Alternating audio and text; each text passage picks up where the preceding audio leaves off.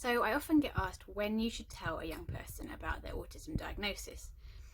And there's a couple of things to consider here, but one of the most important things is that from listening to autistic adults, they say that the earlier they found out and the more positive this information giving was, the better this is long term, because they then have a more positive understanding of their identity overall.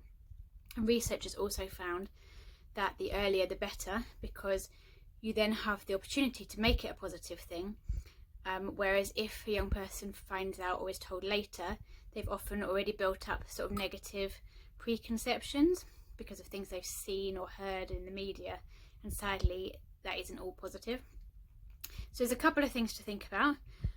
One is that you think it will make a positive difference to the child's life, so it will make things better for them.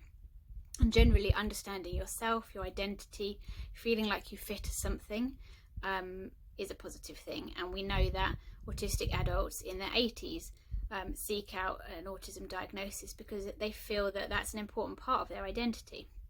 So generally it is a positive thing. Second thing is that there's a sort of understanding or starting to be aware of difference and the cognitive ability to kind of reflect on yourself and the differences perhaps with other people. And the third thing is that parents and the family are ready to have those conversations.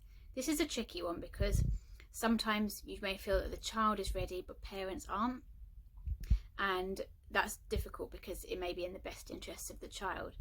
But it is important that the parents and the family are in the right place as well, because obviously they're the ones that are going to be continuing that conversation.